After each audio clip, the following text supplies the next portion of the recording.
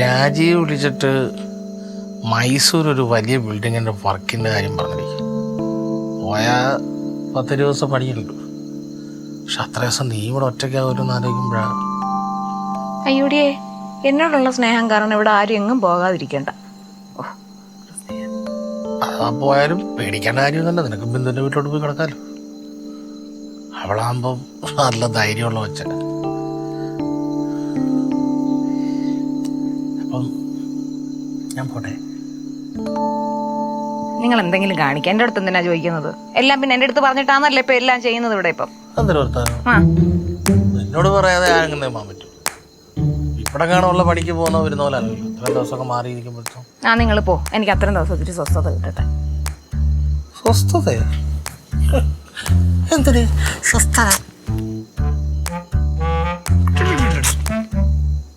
കളിക്കില്ല കേട്ടോ.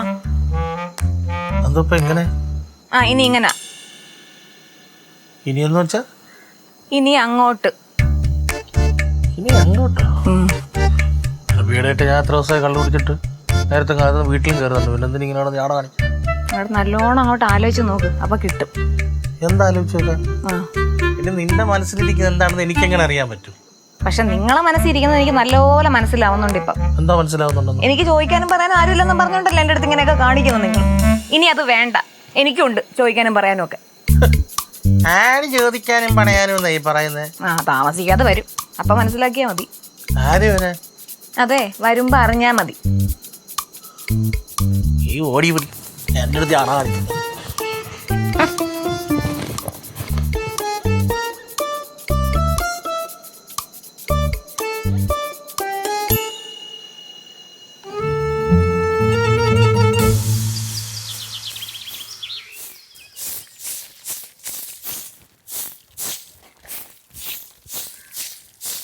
ചേച്ചിയെ, അമ്പിളി ചേച്ചി, അമ്പിളി ചേച്ചി തൂക്കുവാണോ?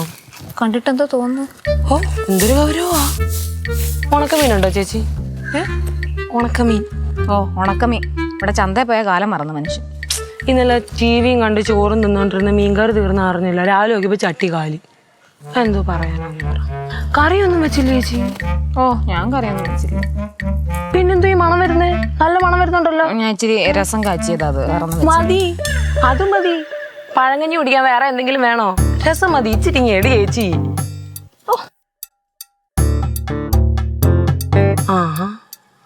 ഹലോ, പറയടി ചേച്ചി, എവിടാ?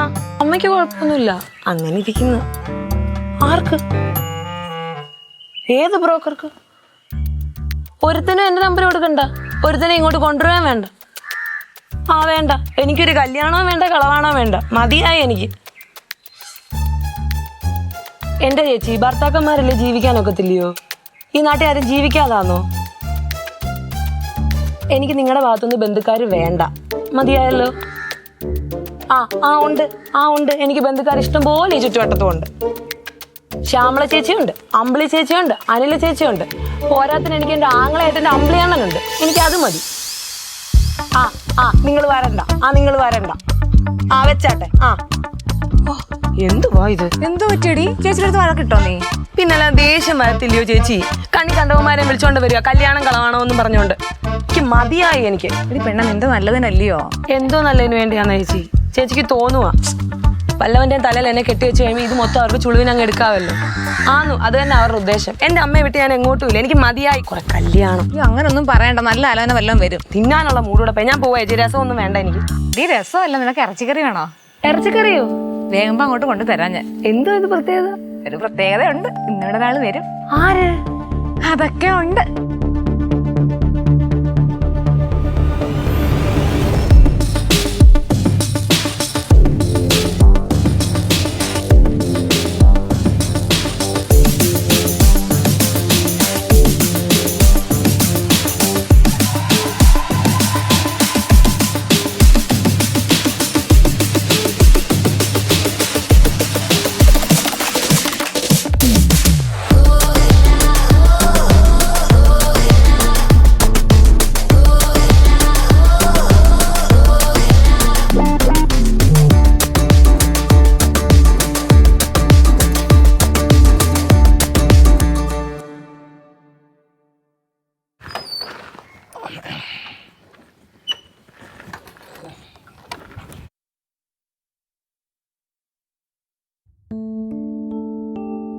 പോയ കാര്യം എന്തായി? പോയ കാര്യം അയ്യോ അതെ ഏകദേശം റെഡിയാവും. ഞാൻ പോയി ഒരു ബഡ്ജറ്റ് കൊടുത്തു, അവരൊക്കെയാണ്. എന്താണ്ട് ലോണം കണ്ട് എഴുതി കൊടുത്തിട്ടുണ്ട്. അത് റെഡിയാണെങ്കിൽ തന്നെ ഉടനെ പണി തുടങ്ങാമെന്ന് പറഞ്ഞു. കിട്ടിയ രക്ഷ ഒരു 10-15 ദിവസം പണിയുണ്ട്. അങ്ങനെ നമുക്ക് പണയം വെച്ച കുളിസിങ് എടുക്കാൻ പറ്റും. ഇന്നലെ പിന്നെ മൈസൂർ എന്തോ പണിക്ക് പോണ കാര്യം പറഞ്ഞായിരുന്നല്ലോ ഇന്നലെ രാത്രിയിൽ. അത് രാജീവ് തുടങ്ങാണ്ട് ഒരു അപ്പാർട്ട്മെൻറ്റിൻ്റെ വർക്കിൻ്റെ കേസ് പറഞ്ഞു. അവൻ്റെ അളിയനിപ്പോൾ അവിടെ ടെക്നോ പാർക്കിലാണ് വർക്ക് ചെയ്യില്ല. കിട്ടുവാണെന്നെങ്കിൽ അതുകൊണ്ട് 10-15 ദിവസം പണി. പക്ഷെ അങ്ങനെയാണെങ്കിൽ ഞാൻ ബാംഗ്ലൂർ പോവുകയാണെങ്കിൽ നീ ഇവിടെ ഒറ്റയ്ക്കാണല്ലോ എന്ന് ആലോചിക്കുമ്പോഴാണ്. അതൊന്നും ആലോചിക്കണം. അണ്ണം പോയിട്ടോ, ഞാൻ ഇന്നലെ ചുമ്മാ പറഞ്ഞതാ. ജോലിയല്ലയോ കളയണ്ട അല്ലേ? അത് പറഞ്ഞപ്പോഴേ ഇന്നലെ രാത്രി ഭയങ്കര ജാടയും പത്രമൊക്കെ കാണിച്ചിട്ട് നിനക്കാരാണ്ടൊക്കെ ചോദിക്കാനും പറയാനും ഉണ്ട്, ഇവിടെ വരുമെന്നൊക്കെ. ആര് വരും? ആരടി? ഒരാള് വരുന്നുണ്ട്. ആര്? അതൊക്കെ ഉണ്ട്. ആരടി? എൻ്റെ വീട്ടിൽ ആരാ വരുന്നത് ഞാൻ അറിയണ്ടേ? എൻ്റെ ഒരേ ഒരു കൂടപ്പിറപ്പ് അതുല്യൻ ചേട്ടൻ. അതുല്യനാ? അത് അവൻ ഖത്തറിലെ പുത്തറിലെ കണ്ടില്ലേ? അവനെങ്ങനെ വരാൻ? ചേട്ടൻ നാട്ടിൽ വന്നു. എൻ്റെ അടുത്താര് വന്നു? എന്നെ വിളിച്ചായിരുന്നു. അവൻ എന്തിനാ ഇങ്ങോട്ട് വരുന്നത്? എൻ്റെ ചേട്ടൻ എന്നെ കാണാൻ വരുന്നു. കാണാൻ ഇങ്ങോട്ട് വരേണ്ട കാര്യമില്ലല്ലോ. ഒരു കാര്യം ചെയ്യ്, എൻ്റെ വീട്ടിലോട്ട് പോയി കാണും, പോയിട്ട് അങ്ങോട്ട് കൊണ്ടുപോകാം. അങ്ങനെയൊന്നും പറയാനൊന്നും പറ്റത്തില്ല. എൻ്റെ ചേട്ടൻ എന്നെ കാണാൻ വരും. വരണ്ടെന്ന് പറഞ്ഞാൽ വരണ്ട.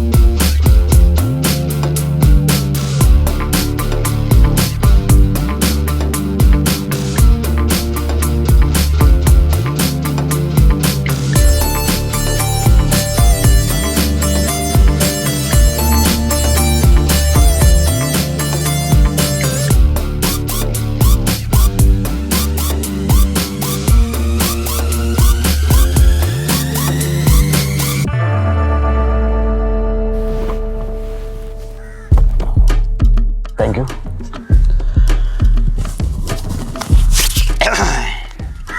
മോളെ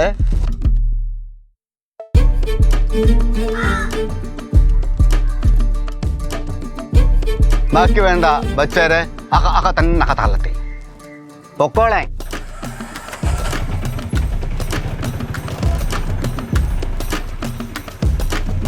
എത്ര നാളായി ചേട്ടാ. അയ്യോ മുടിയൊക്കെ അങ്ങ് പോയല്ലോ ചേട്ടാ. പോയ മുടിയെല്ലാം പൊടിക്കുമല്ലോ.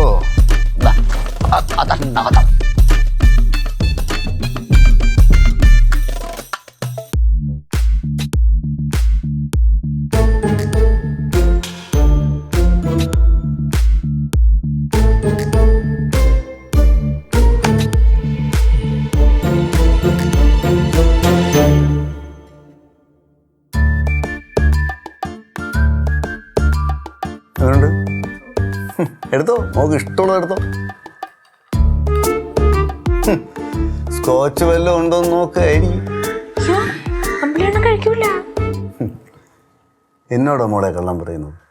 ഇവ 24 മണിക്കൂറും വെള്ളമാണെന്ന് ഇവിടത്തുള്ള പുൽക്കൊടിക്കും പുൽനാമ്പിനും വരെ അറിയാം. എന്നിട്ട് എന്നോട് കള്ളം പറയുന്നു. ഹലോ, എന്നെ കുറിച്ചുള്ള സെൻസസ് എടുത്തിട്ടാണ് വന്നേ?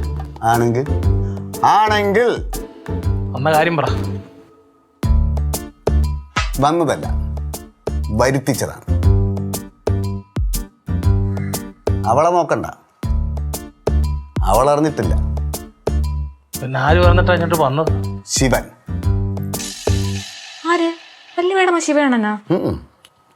സാക്ഷാൽ പരമശിവൻ. ചിരിക്കണ്ട.